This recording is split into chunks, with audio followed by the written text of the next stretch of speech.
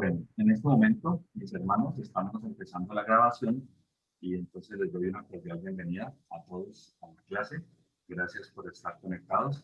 Hoy notamos la ausencia de nuestra hermana Marta Mantilla, que nos avisó que tenía un inconveniente y no podía conectarse el día de hoy.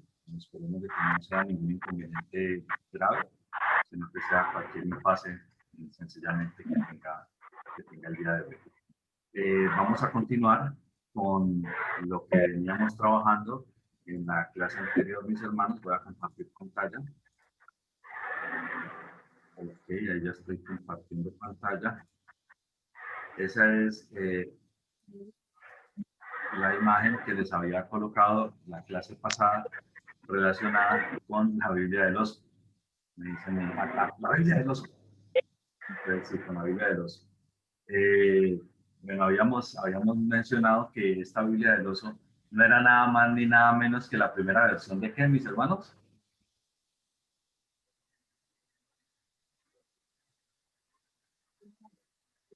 Sí, sí.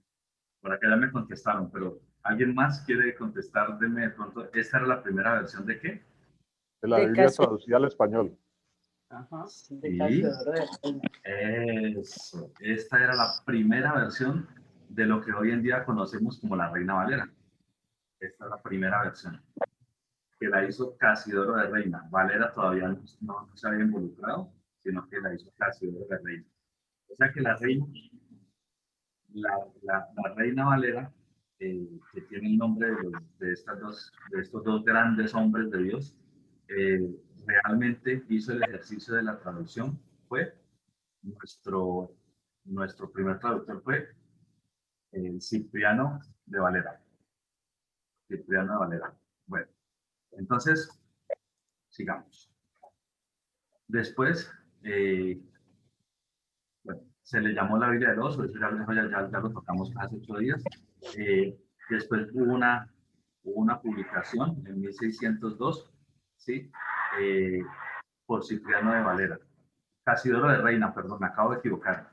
Es Casidoro de Reina, el autor de la primera, de la original, o sea, de la Biblia del Oso como tal, es Casidoro de Reina. Después, más adelantico, en 1602, cuando ya Casidoro de Reina pues no estaba, entonces Cipriano de Valera hizo un ejercicio muy interesante y es que la mejoró un poco, o sea, pulió algunos detalles de traducción que era necesario hacer, y eso se hizo en 1602. ¿Sí? Eso fue para el Nuevo Testamento, el cual fue publicado en Londres, y toda la Biblia fue publicada en Ámsterdam, Holanda. ¿Sí? Otras revisiones de esta Biblia se han hecho posteriormente y son pues las que ya hemos tenido el honor de conocer. 1862, pues yo creo que no la hemos conocido, pero algunos hemos conocido la 1909, por ejemplo. Y obviamente la que conocemos más comúnmente, la 1960, que esa ha sido pues como la referente para nosotros. En 1793 estuvo la Biblia de Felipe de San Miguel. La verdad no sé cómo se pronuncia el SCIO. SIO. SIO. Es Biblia de Felipe SIO de San Miguel. Esta es una traducción de la Vulgata Latina, ¿sí? Y se hizo por orden justamente del rey Carlos III. Fue publicada en España, en Valencia, ¿sí? Y fue una traducción extensa, imagínate, una traducción de 16 tomos. O sea, eso era como como toda una enciclopedia, ¿sí? De 16 tomos. Entonces, yo pregunto, hermano, ¿será que es que esa Biblia contenía más tema que las de ahora? Porque las de ahora son un solo libro como este grosor y esa eran 16 tomos. ¿Ustedes qué opinan? Papel era distinto, la tamaño de la letra era distinto. La cosa es que no creo que las hojas fueran tan delgaditas como las de hoy. Claro, exacto. El tamaño de la letra probablemente era más grande. Exactamente. Eso exactamente me dijo mi hija por acá. Entonces, exactamente, mi hermano. Entonces, todas las características sumadas, claro, hacía que fuera más voluminosa. Entonces, pues tuvo 16 tomos esta versión de la Biblia. Después, en 1822, ¿sí? Se presentó la Biblia de Félix Torres de Amat y de José Miguel Petisco. ¿Sí? Esta fue otra vez, otra traducción hecha en la Vulgata. En este caso fue otro rey, el rey Fernando VII. yo les había comentado que era muy común encontrar un buen número de las Biblias que salieron anteriormente eran Biblias que siempre se hablaba de un rey o de un monarca de la iglesia importante, un papa o un obispo.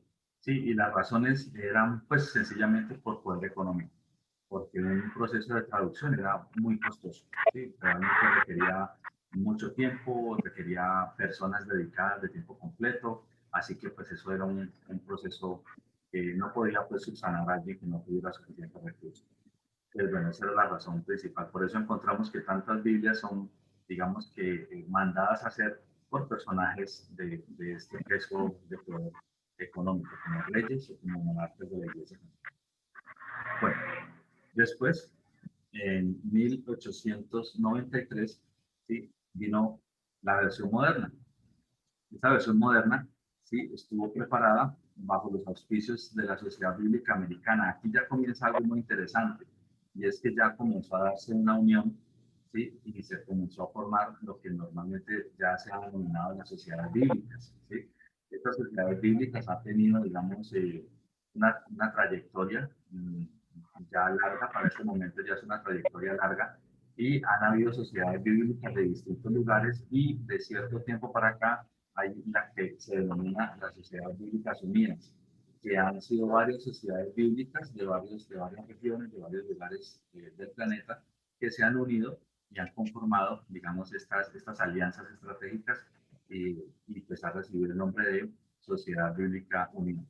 Entonces, en el caso de esta, de la versión moderna, fue la Sociedad Bíblica Americana, ¿sí?, la que estuvo detrás de este proceso de traducción.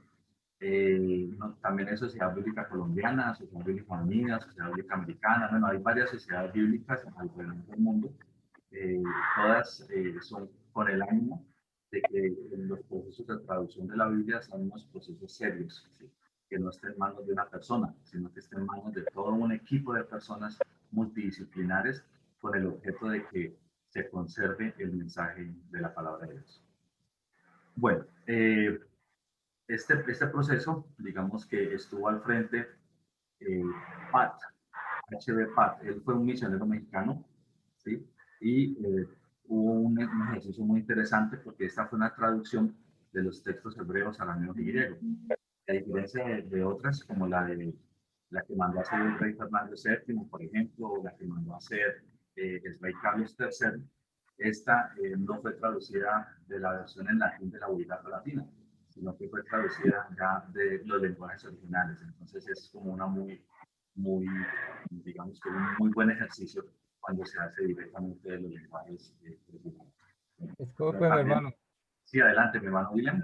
Comparando esta versión con la del oso también fue traducida de los textos hebreos, arameos y griegos, ¿cierto? Sí, esa también se hizo de los textos originales, y cuando ya hayamos terminado toda esta parte de las versiones, vamos a ver una última sesión donde vamos a ver los originales, que han sido las fuentes de todas las Biblias que existen hasta el momento.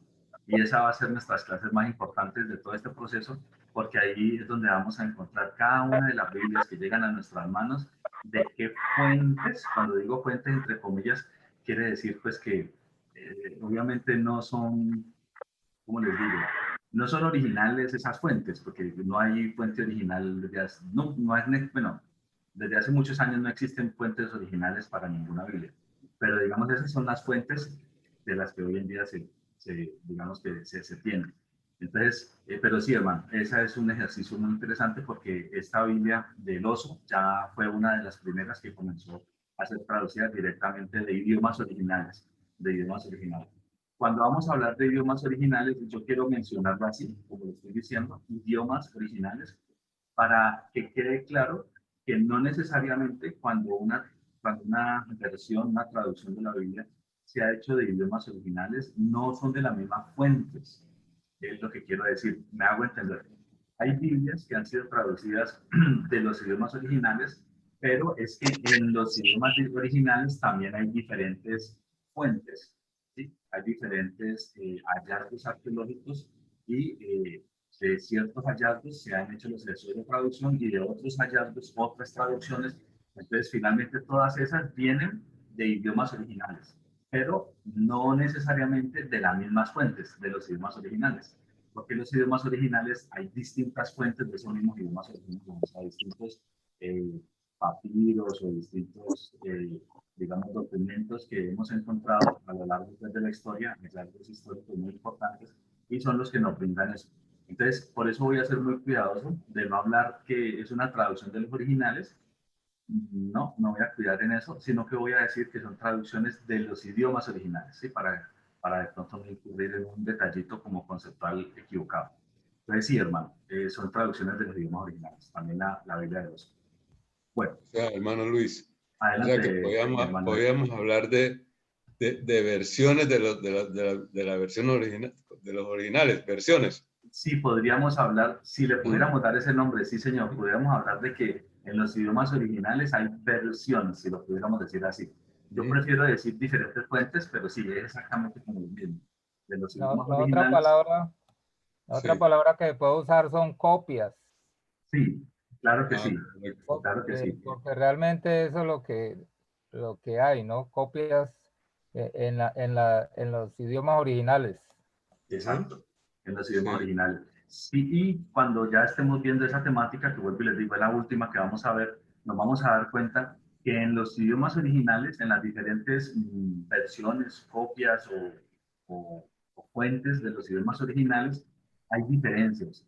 Y hay diferencias en algunos casos notorias, para algunos versículos específicos y cosas puntuales, a veces la diferencia es notoria, mm, no en toda la Biblia, sino en versículos específicos. Entonces eso lo vamos a tener muy claro, porque claro, si una traducción se hizo de la fuente A, que también está en los idiomas originales, y hay otra fuente B, que también está en los idiomas originales, claro, las que vengan de la fuente A y las que vengan de la fuente B, pues muy posiblemente en esos puntos específicos, pues va a haber alguna, digamos que no igualdad en algunos versículos. Eso pasa, de hecho eso sucede. Entonces sí, eso está pasando. No me he adentrado en ese tema porque ese es el último que vamos a tratar, que de hecho va a ser el más candente, es el que ninguno nos podemos perder, porque ese es como el cierre, el broche de todo lo que hemos estado trabajando. Pero bueno, sigamos, mis hermanos. Es lo que se llama la verdadera crítica textual. Aquí ya entra el concepto de la crítica textual, que la crítica textual, gracias mi hermano Héctor Alcalá por hacer el comentario, la crítica textual es muy importante y eso es algo de lo que vamos a ver en ese momento, porque les hago un pequeñito adelanto sobre ese concepto. Tiene que ver mucho con una manera, una estrategia de traducción, ¿sí? Y consiste en lo siguiente. Resulta que hay varios tipos de traducciones, y hay una que es como la traducción textual o literal, que también se le llama, y está la otra que es la que me acaba de decir el hermano. ¿Y qué sucede con esa crítica textual? Sucede que en la crítica textual lo que se pretende es leer el original o el texto en el idioma original, entender el sentido de lo que está diciendo en el idioma original, ¿sí? Después, interpretando ese sentido, entendiendo ese sentido, entonces nos vamos al idioma nuevo, que se va a querer hacer la traducción, supongamos que fuese el idioma español, y entonces vamos a mirar cómo podemos decir esa misma esencia, esa misma idea, cómo la podemos decir en las palabras del idioma español. Entonces, cuando ustedes vayan a mirar, si son personas que conocieran los dos idiomas, van a mirar y la traducción pues no es literal, porque no traduce palabras, sino que lee, entiende el mensaje y con esa idea del mensaje se va al nuevo idioma y plasma esa misma idea de ese mensaje, la plasma en palabras del nuevo idioma, ¿sí? Sin que necesariamente tengan las mismas palabras. De hecho, pueden haber casi que todas las palabras ser diferentes, pero la esencia de la lectura en el original y la esencia de la lectura en el nuevo idioma más o menos sí son exactamente lo mismo.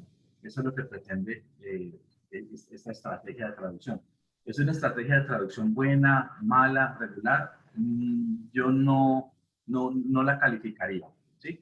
¿Por qué no la calificaría? Porque es que uno o sea, lo que el Señor dejó plasmado en la palabra, más que palabras específicas, es un mensaje. Es un mensaje de salvación.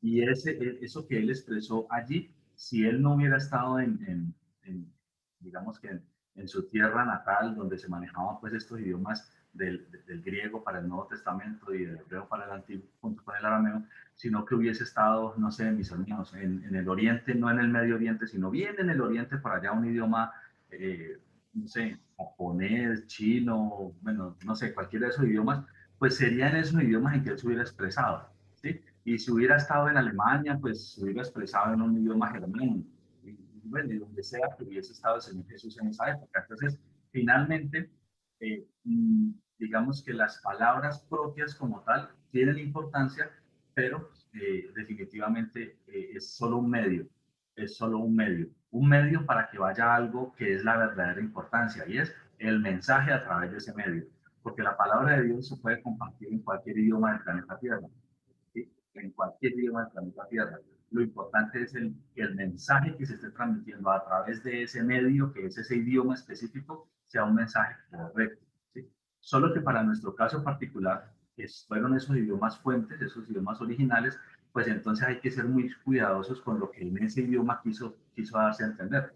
Entonces esta traducción, este tipo de traducción, mis hermanos, es una traducción, ya esto es un concepto mío, quiero dejar en claro, Luis Fernando Valencia, no es que sea un concepto general, no es solamente mío, ¿sí? Me parece que hacer una traducción de esta índole es muy buena, pero ya es un concepto mío, vuelvo a repetir, solo de Luis Fernando Valencia, pero no podemos alejarnos de la otra estrategia de traducción. La otra estrategia de traducción es la literal, o sea, la que se toma el trabajo de mirar cómo está escrita la frase en el idioma original y mirar la traducción más literal, pero que conserve obviamente el sentido al idioma nuevo.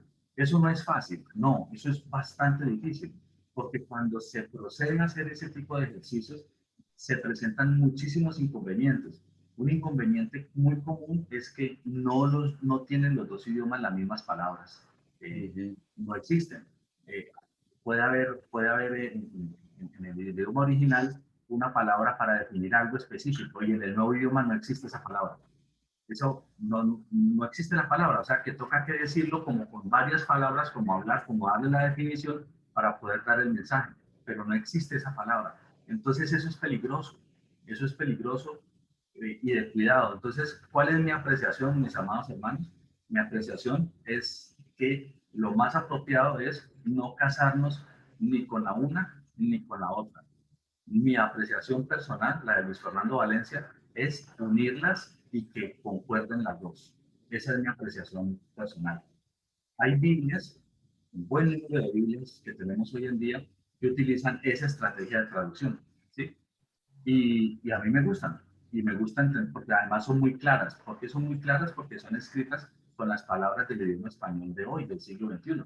Entonces es muy sencillo entenderlas, es muy agradable leerlas además de todo. Entonces me gusta mucho. ¿Sí? Del Pero siglo del siglo actual, sí, del siglo actual. O sea, esa estrategia de traducción brinda esa facilidad, ¿sí?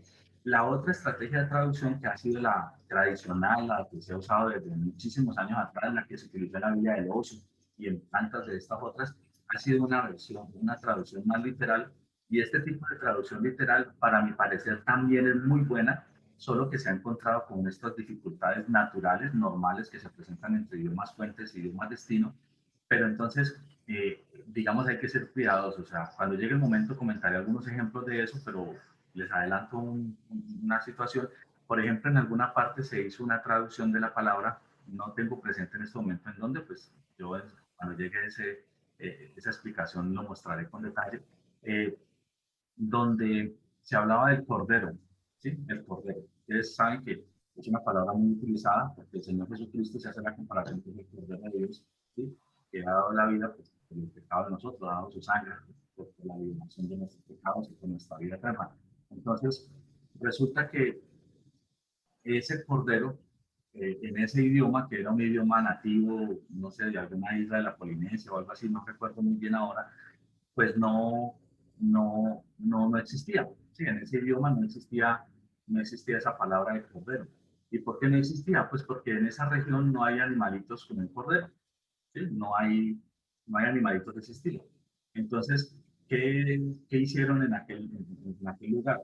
Pues para hacer esta traducción, hicieron una traducción y lo tradujeron a otro animal comestible, que de alguna manera tuviera alguna similitud, pero pues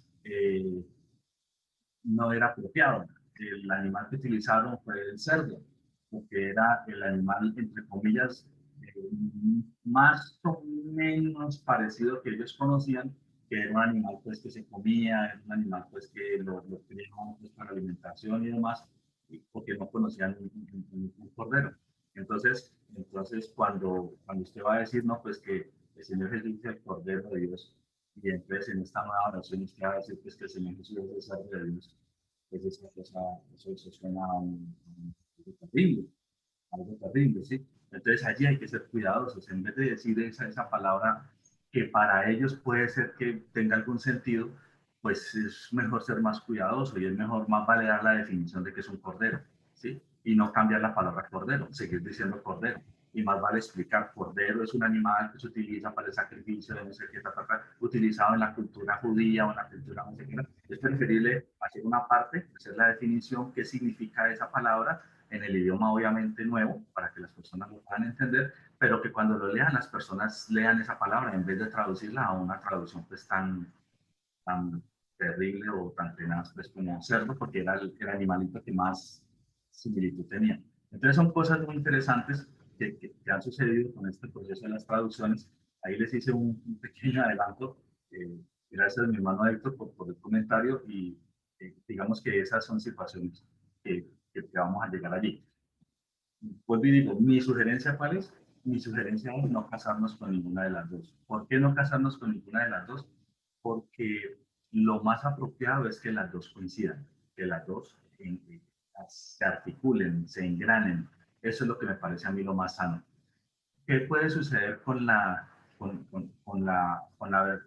el estilo de traducción cuando se mira la idea? Se mira en el original, se analiza esa idea y esa misma idea se escribe en el nuevo idioma, que queda subjetivo de las personas que están haciendo la traducción. Y allí hay peligros también, porque cuando nos reunimos unas personas para leer algo, hacemos el ejercicio de querer saber cuál es el significado de eso, es posible que nosotros tengamos algún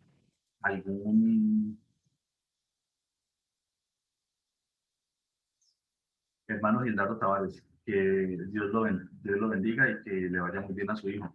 El hermano Gildardo acaba de escribir por el chat que se va a retirar porque va a llevar a un hijo a la clínica que está con cálculos, con problemas como de cálculos, un dolor alborotado, dice el hermano. Entonces, hermano, le deseamos que le vaya muy bien con su hijo y que no vaya a hacer nada grave, que pueda pasar rápidamente esa situación.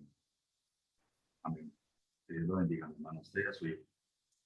Bueno, eh, entonces, mis hermanos, cuando se deja ese ejercicio de la traducción mirando la esencia o el significado, ¿es bueno? Claro, es bueno, es muy bueno, ¿sí? Solamente que hay que ser muy cuidadosos porque puede haber una situación compleja. Y es que el significado de lo que las personas entendieron, ¿sí?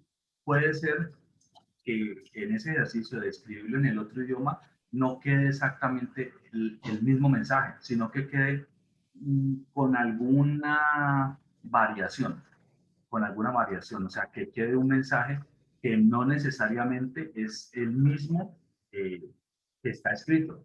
Eso, digamos, ayuda mucho a que se disminuya de alguna manera cuando se hace la traducción literal, sabiendo que la traducción literal, como les dije, también tiene sus bemoles, ¿sí? Entonces, con esto, ¿qué trato de decirles?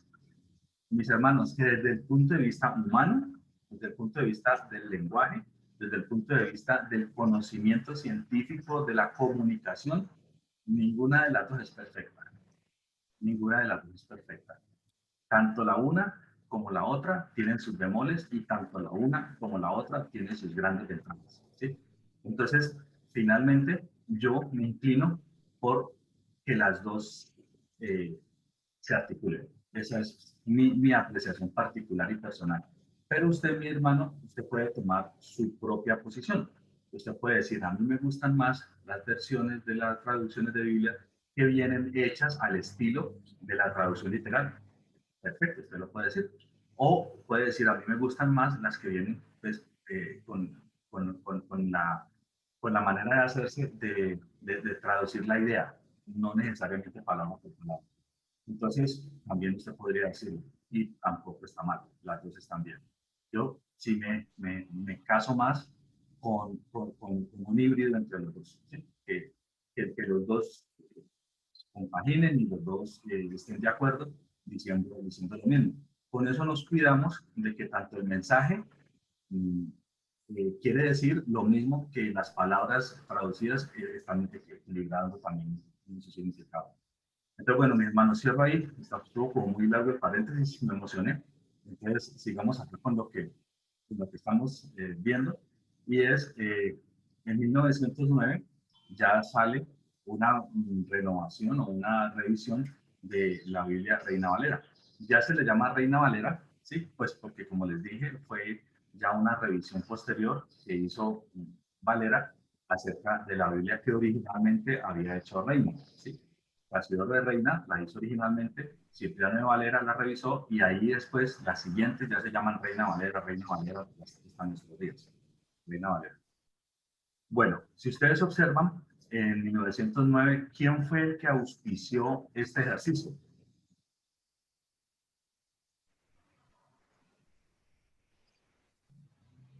Ahí está, Sociedades Bíblicas Unidas. Sociedades Bíblicas Unidas, exactamente, mis hermanos. Entonces allí ya Sociedades Bíblicas Unidas ya comienza a tener una fuerte influencia en todos estos procesos de traducción de los diferentes idiomas. Ahí ya hace parte. Antes, digamos que notábamos que casi todas eran de reyes, de personas importantes del clero y cosas así.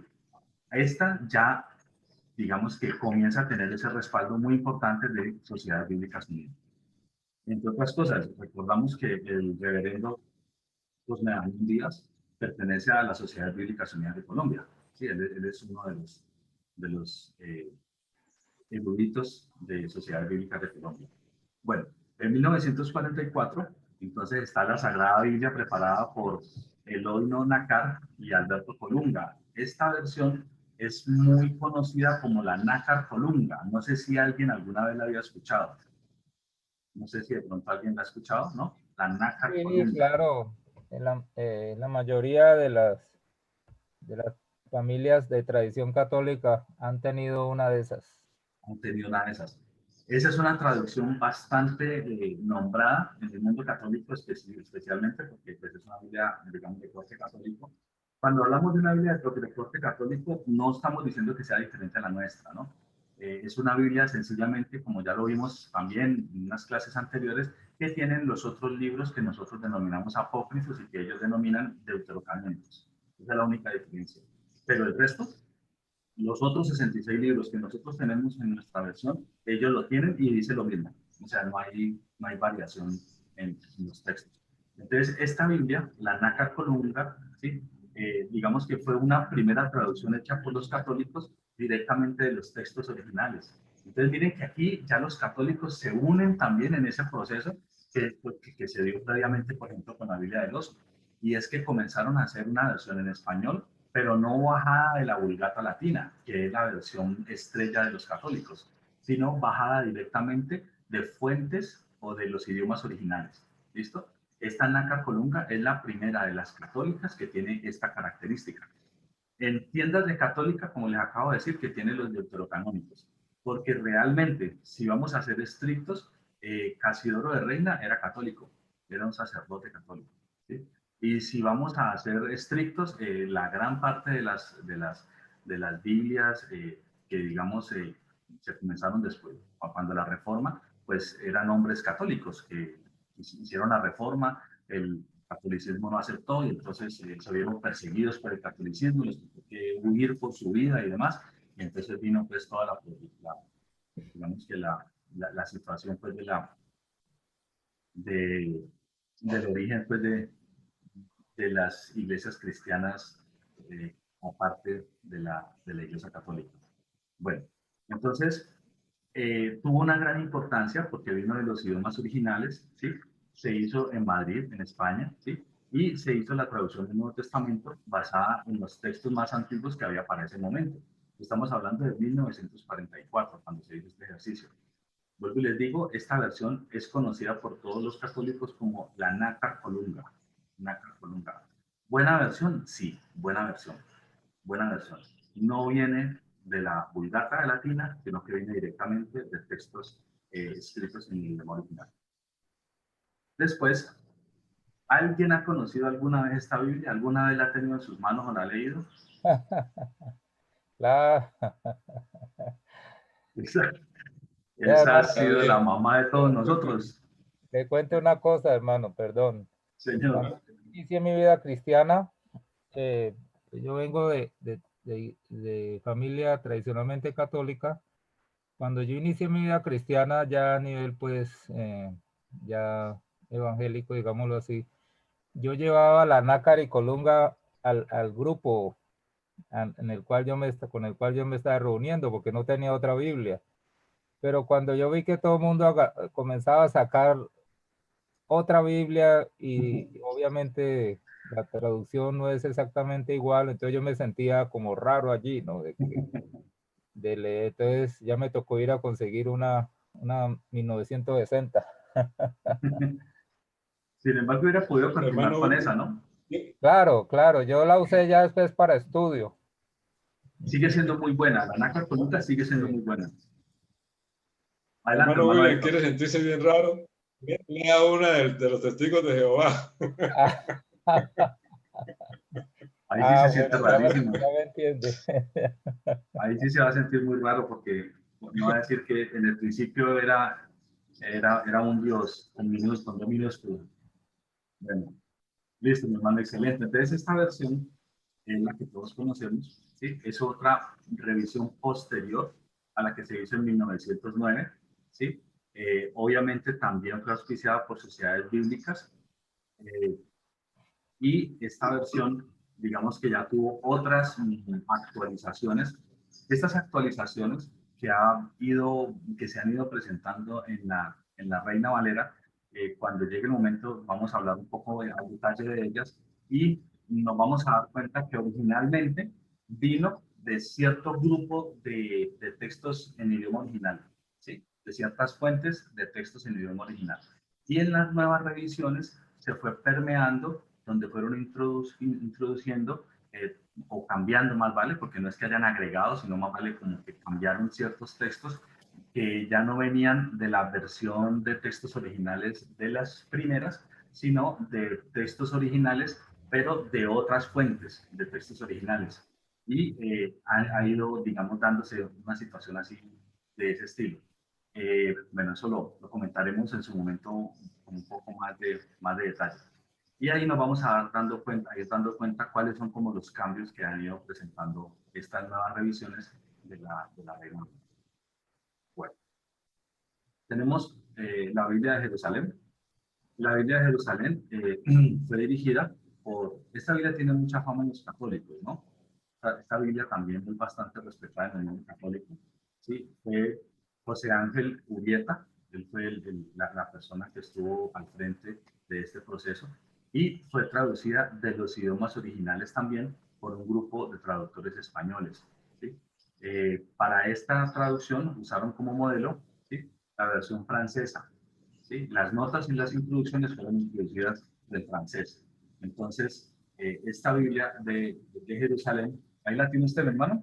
Biblia de Jerusalén. Sí, ahí está. Sí, Biblia de Nueva Jerusalén.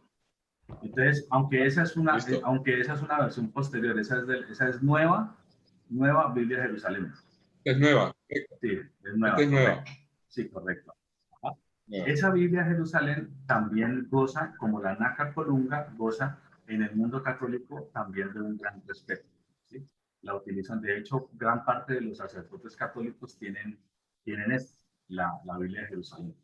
Yo estudié en un colegio franciscano, en el colegio Fray Daniel González, desde primero de primaria hasta cuando me gradué de bachiller, y pues nos daban clases de religión católica todo todos los 11 años de estudio, desde primero hasta último, y nos lo daba siempre un sacerdote católico, era el que daba la clase de religión. Y durante los 11 años recuerdo que siempre la Biblia que llevaban era la Biblia de Jerusalén. O sea, es muy utilizada por los sacerdotes católicos, por lo menos los que me dieron clase a mí.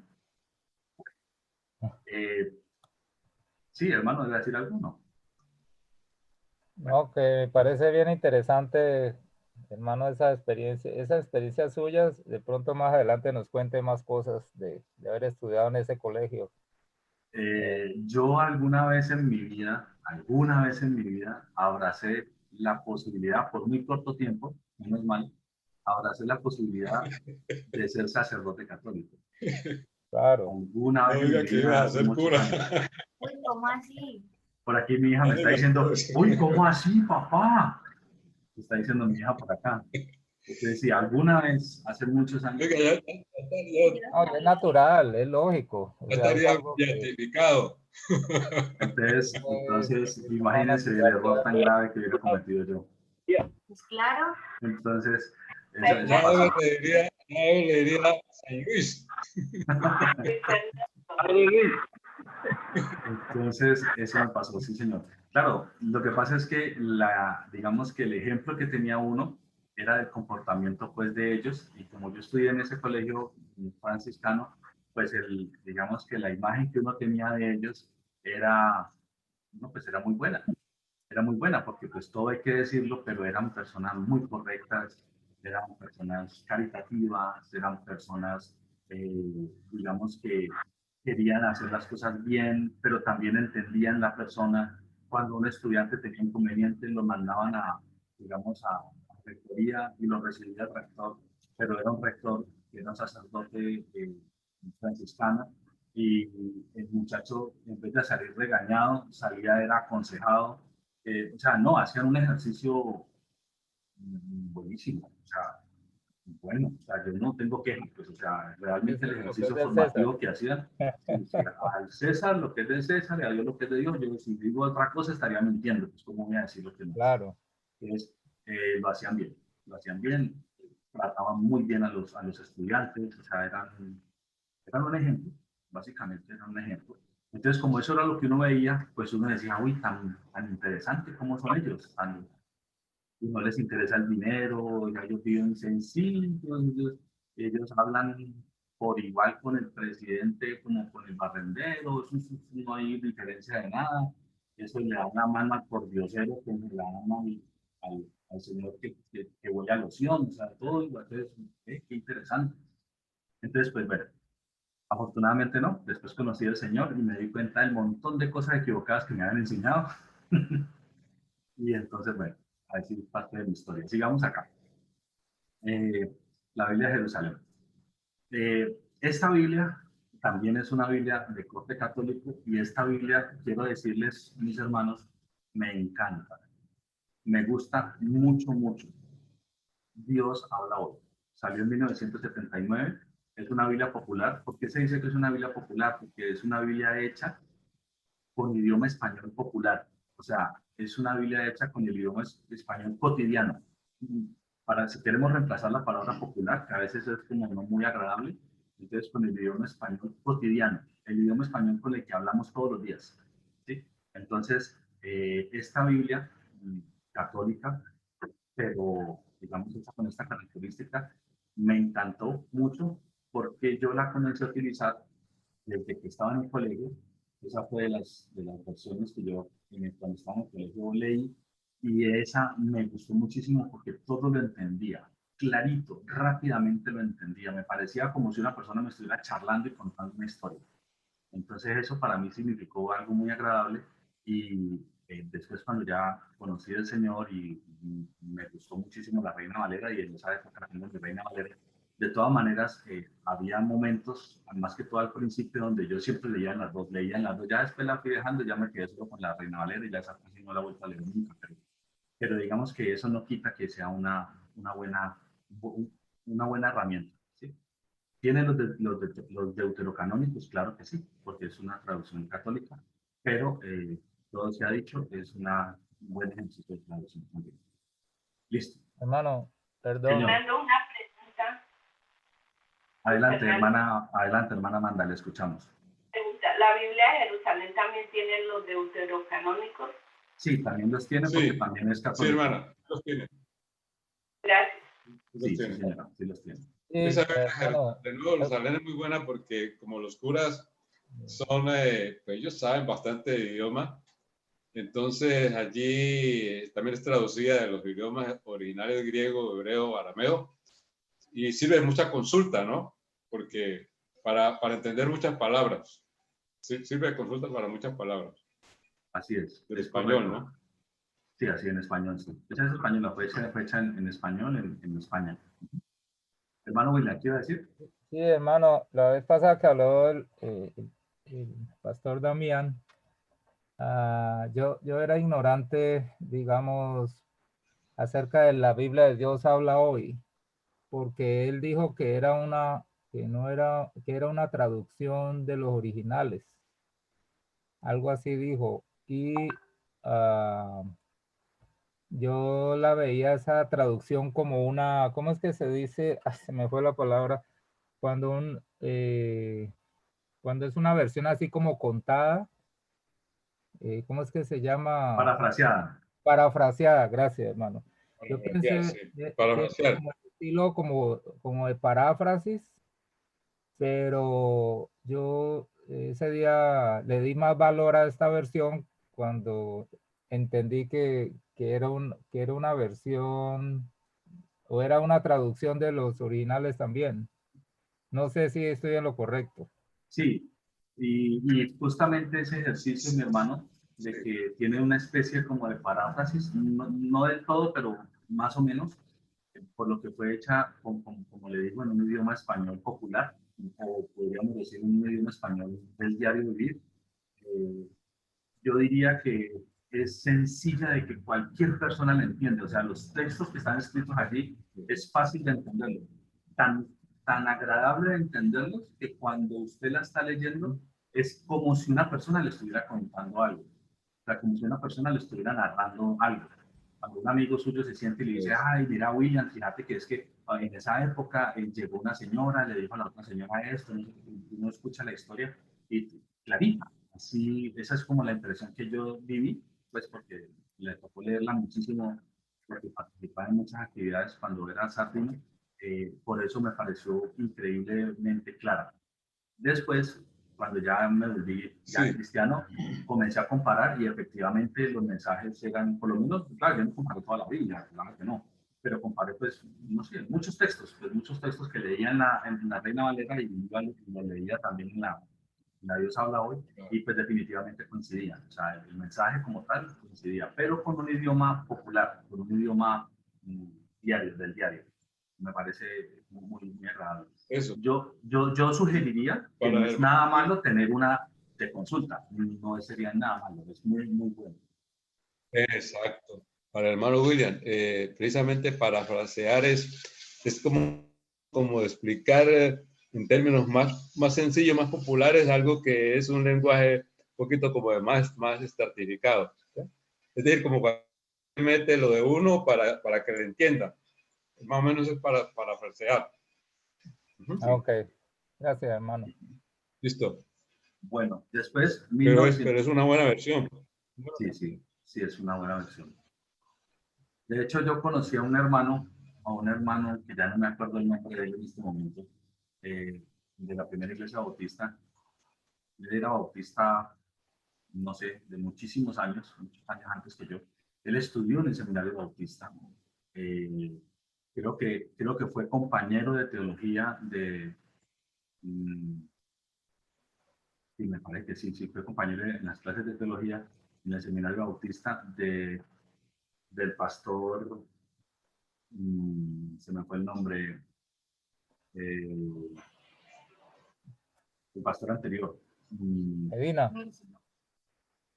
Nelson Beltrán. Nelson Beltrán, gracias mi hermano Ever. El pastor Nelson Beltrán.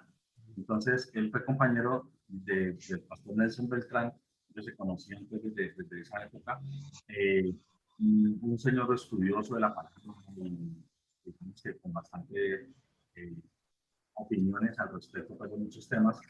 Y él me parecía algo muy, yo no sé, a mí me causaba como extrañeza, ¿no? Y es que él iba a la iglesia, a la primera iglesia bautista, y la Biblia de él era Dios habla hoy de estudio. Esa era la Biblia de él. Todos los domingos iba con su Biblia, pero su Biblia era Dios habla hoy, versión estudio. Con esa era que iba siempre, y él siempre leía en esa versión.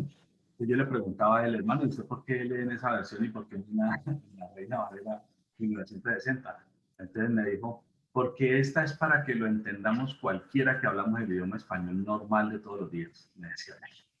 Entonces, a él le gustaba pues, su versión. Para el hermano William, una versión parafraseada, esta que dice la Biblia al día. Esa es una versión parafraseada. Correcto. También es muy buena. Correcto, esa es, sí, señor. Sí, Sí, hay señor, unas que se recomiendan más que otras, ¿no? En cuanto a las paráfrasis. Sí, paráfrasis, exacto. Esta es más parafraseada todavía. Esa que está mostrando el hermano Héctor Alcalá es famosísima en el tipo de Biblias parafraseadas. Esa que está mostrando él es diría yo, es la más famosa de las que son Biblias parafraseadas. Esa que está mostrando él. ¿Sí? Permíteme, Luis Fernando. Adelante, mi hermano. ¿Qué dice él? Mi hermano, yo quiero compartirles que cuando yo le envío una frasecita o un mensaje a alguien que no es cristiano, uso la Biblia Dios habla hoy. Y quiero compartir a mis hermanos y específicamente a mi hermano William un solo versículo de la Biblia nuestra, que es como muy lírica, como muy de poesía, como inspirada, comparada con Dios habla hoy. Nuestra Biblia número 625. Número 625. Es la bendición sacerdotal. En nuestra Biblia dice, Jehová haga resplandecer su rostro sobre ti y tenga de ti misericordia. Y en la Dios habla hoy, y yo lo comparto mucho con mis amigos que no son cristianos, dice, muy claro, muy castizo, muy popular, dice, que el Señor te mire con agrado y te muestre su bondad. Es lo mismo, pero esta versión derrite a la gente. Que el Señor te mire con agrado y te muestre su bondad. Claro. Hay hay muchas muy bien. Excelente, mi hermano Ever. Muchas gracias. Entonces, esta versión, sí, señor. Por eso les digo que yo, cuando hablo de Biblias y hablo de Biblia católica, para mi parecer, esa es una Biblia que no debería faltar como consulta, porque es que es bella cómo expresa las cosas, pero en el idioma del diario, en el idioma de todos los días. Así que me encanta. Gracias, mi hermano Ever, excelente. Ahí podemos ver un ejemplo concreto, sencillo, pero que dice mucho de cómo está elaborada esta Dios habla hoy. Así que definitivamente es una versión bella, definitivamente bella la versión. Bueno, la Biblia al día, ¿sí? La Biblia al día. Es una traducción. Fernando, adelante, Fernando, ya que estamos hablando de parafraseada, mira la nueva traducción viviente. También tiene su paráfrasis. El idioma, pues, como ellos la traducen a los. No, esa es la del diario vivir, mi hermano. Nueva traducción viviente. Sí. Esa también esa es muy interesante también. Exacto, mira. ¿Ya? Hermano, lea el mismo versículo que leyó el hermano Ever, por favor. Espérate, lo busco. ¿Números qué, hermano Ever? Dame la cita, esa es la bendición. Números 625. 625, hermano Héctor. Ya voy para allá. Bueno, con esto terminamos porque ya es hora para que los que vayan a ir al culto presencial puedan llegar sin problema. Sí. Listo. Dice así. Dice, que el Señor sonría sobre ti y sea compasivo contigo. Número 625. Amén. Que el Señor, otra vez, que el Señor Que el Señor sonría sobre ti. Sonría sobre ti, o sea, se agrade viéndote. ¡Ah, qué hermoso! Eso. Y sea compasivo contigo. Y sea, Entonces, te mire con una sonrisa y que tenga gran compasión de ti. No, eso es muy bello. Esa es la bendición total. Amén, ¿Ya? amén. Listo. Excelente. Perdóname, ¿esa es qué versión, mi hermano? Nueva traducción viviente. Bendeciréis a los hijos de Ya, Israel. ya. Ajá. Nueva traducción viviente. Y si la vamos a comparar con la Reina Valera, lógicamente, tiene otra Otra forma de decirlo, ¿no? sí, correcto. Correcto, sí. Sí. Entonces, hermano. excelente. Bueno, vamos a dejar allí, mis hermanos. Hermano Luis Fernando. Sí, adelante, hermana Olga Marina. Hermano William, ¿cómo siguió su hija? Hermana, bien, gracias a Dios, está ya mucho más recuperada, y mi esposa fue la que finalmente llegó a tener todos estos síntomas que se hablan del COVID-19, a pesar de que ella salió primero, salió negativo la primera vez, pero al otro día comenzó a tener todas estas cosas y ha ido superando, hermana, gracias a Dios. De todas maneras, les pido, pues, mi esposa es María Constanza Sánchez. Bien, estoy orando por ella mucho y ha ido pasando todos estos síntomas. Ahora le queda es una tos y fiebres. Bueno. Pero gracias, hermana, por acordarse. Y yo estuve dando el reporte al comienzo de la clase, pero gracias, hermana, por preguntar. Ya. ¿Y cuál es el nombre, Luis Fernando, del hijo del hermano Gildardo? No lo sé, hermana, no lo sé. No sé. No lo sé. Habría que preguntar. Vamos así a ponerlo. Tiene problemas de cálculo, ¿no? Sí, eso fue lo que acabo de reportar. Cálculo. Sí, ya. Cálculo. Bueno. Ok.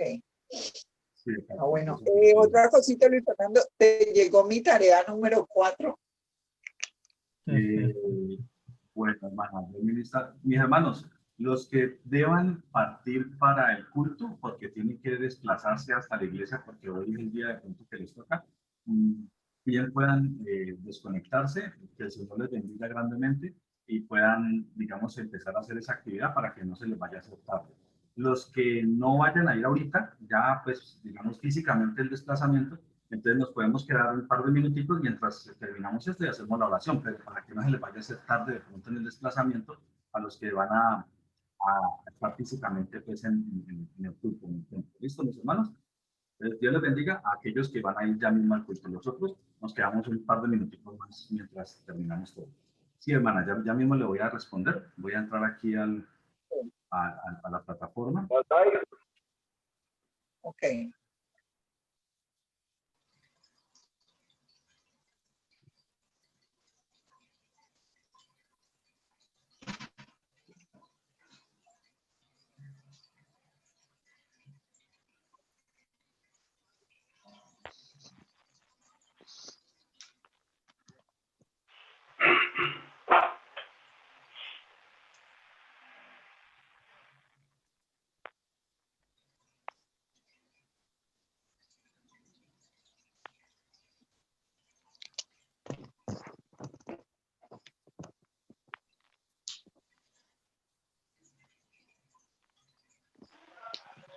No. Él está viendo una cosa ahí.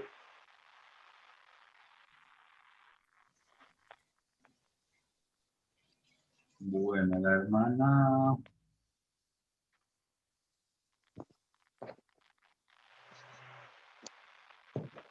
Olga Marina, listo, ya la encontré.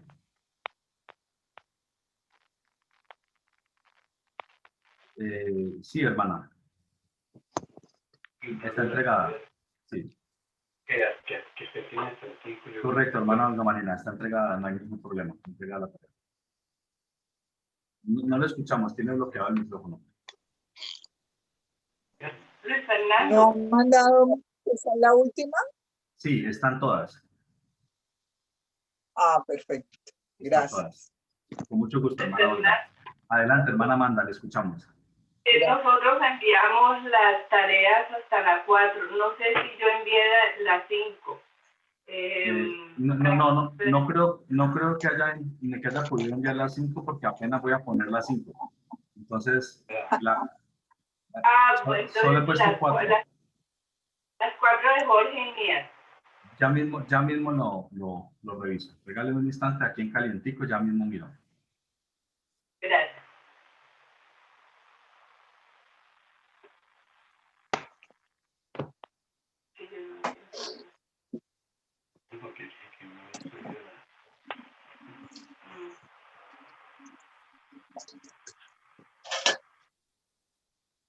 El hermano Jorge Ernesto Pinzón Perilla sí las tiene todas entregadas.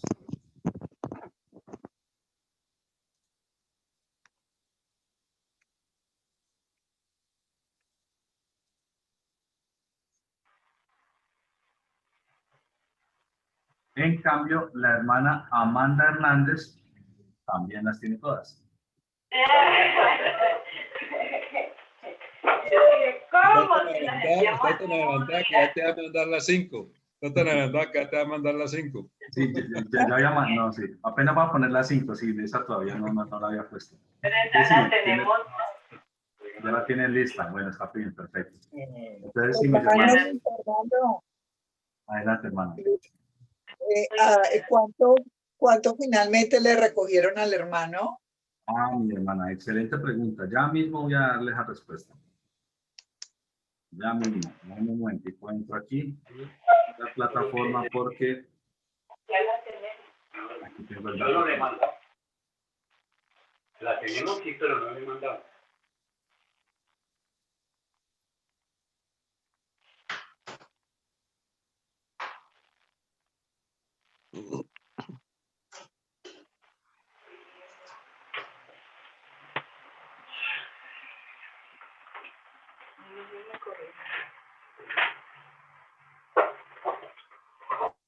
Hermana, 260,000 pesos.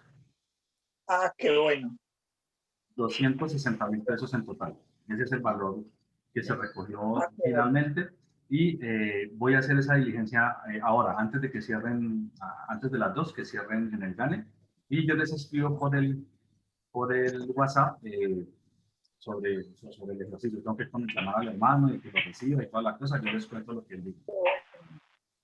Muchas gracias a todos. Que Dios les bendiga por ese apoyo tan especial. Y mis hermanos, no sé, ¿quién quiere orar para despedir la clase?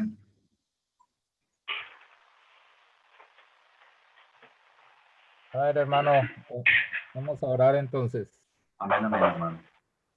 Santo Dios, por este día domingo, Padre, y la oportunidad que tú nos das de podernos reunir.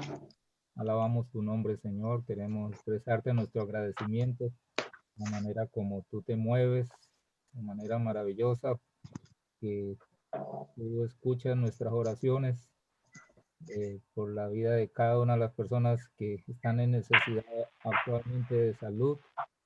Pedimos tu bendición, Señor, por el hijo de nuestro hermano Gildardo, que tú te manifiestes, Padre, una vez más en nuestra familia, en la vida del joven, Señor, que está siendo llevado a la clínica. Te pedimos, Dios, que seas tú quitando esos dolores y que le des sabiduría, Padre, a los médicos que están allí o que le van a atender, Padre, que no lo dejen esperando mucho tiempo, que tú abras las puertas, Señor, de ese lugar para que él sea atendido prontamente, Señor. Quédate con nosotros en este resto de día, Padre, síguenos hablando a nuestro corazón y síguenos, Padre, cada día perfeccionando en la imagen de tu Hijo Jesús. En el nombre de Jesús lo pedimos. Amén. Amén. Amén y amén. Muchísimas gracias. Bueno, mis hermanos, ¿cómo les ha parecido esta temática que hemos estado trabajando? Ya estamos muy cerca de acabarla. Ya estamos llegando a nuestra recta final de este ejercicio. ¿Cómo se han sentido? ¿Les ha llamado la atención? Yo creo que es un tema apasionante que todo cristiano normalmente anhela en algún momento que se toquen esos temas, ¿no? Creo yo. Eso es algo como...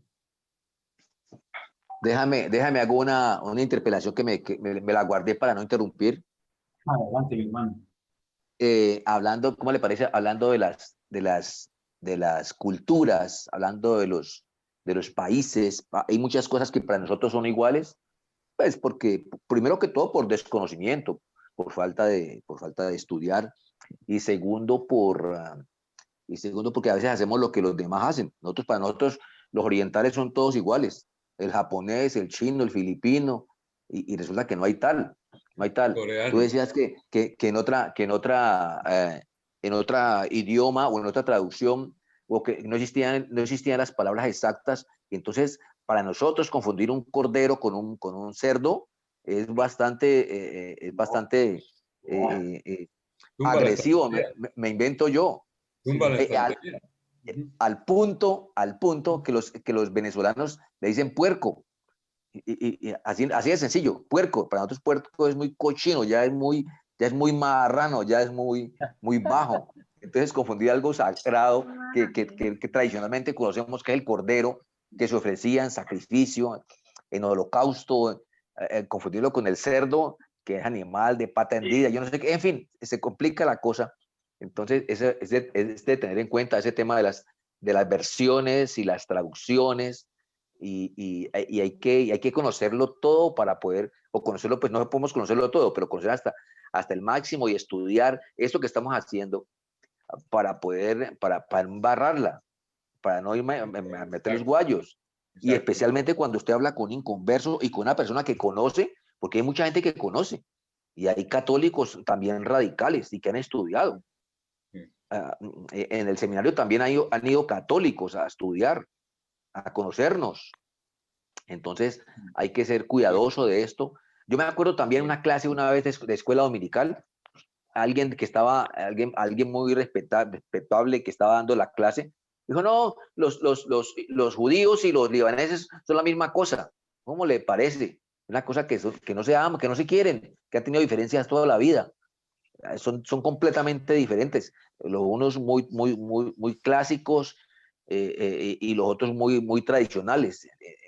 Entonces hay que tener cuidado, y eso nos sirve no solamente para conocer la palabra y las versiones, sino nuestra vida cotidiana. Sí, y aún la genética es diferente. O sea, si nos vamos a la parte biológica, un libanés aún genéticamente en su apariencia es muy diferente a un israelita. Yo tuve la oportunidad de conocer de cerca a los israelitas, y realmente son personas muy diferentes.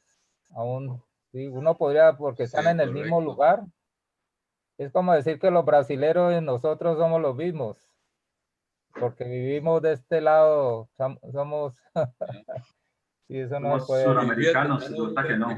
William, que son idiomas latinos, el portugués y el español, ¿cierto? Tienen sus raíces, pero son muy diferentes.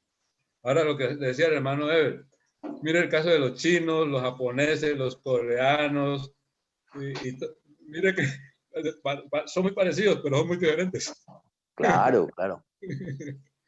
Nosotros Adelante, hermana Amanda.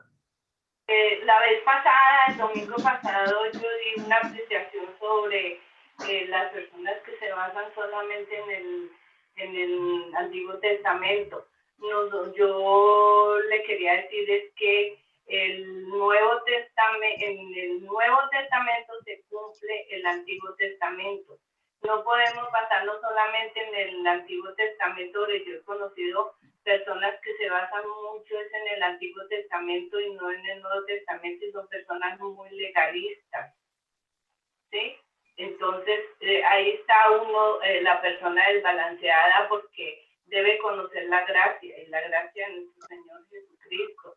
Entonces se basan de que Dios castiga, de que Dios es esto, de que Dios va a destruir, que Dios, así se basan más en lo que hacía Dios en el Antiguo Testamento, y no en el Nuevo, que es la gracia de nuestro Señor Jesucristo.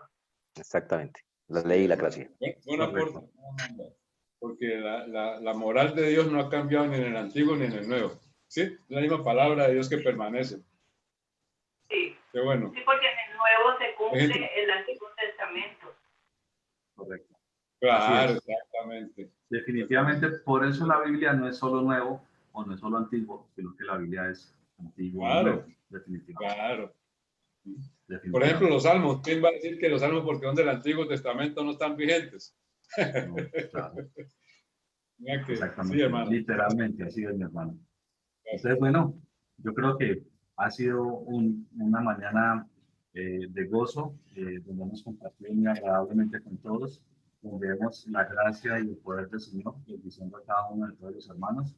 Y bueno, mis hermanos, quedan cordialmente despedidos. Nos vemos dentro de 8 días. Que el Señor les continúe bendiciendo durante esta semana. Y les cuento cómo pasó lo de la entrega al hermano Gerardo Largo de los aportes que el grupo le va a entregar. Muchas gracias a todos. Gracias, hermano. Hasta luego. Bendiciones a todos. Gracias, hermano. Dios les bendiga. Lo último, Chao. hermano Luis Fernando. En la metodología del estudio que estamos realizando, falta el postre. ¿Y el postre cuál es? Pues lo que usted está anunciando, al final, al último, se cae sobre la Biblia. Ok, sí, señor. Un Bueno, abrazo, hasta luego, hermanos. hermanos. Dios los bendiga. Que tengan buena tarde. Buen resto de día. Ok. Gracias, hermano. Hasta luego a todos. Hasta luego, hermana Carmen Castro, que está muy bien. Hermano John Wilder, lo saludo y lo despido. Dios lo bendiga, mi hermano. De una vez. Una vez, Dios. si no lo había saludado. Chao a todos.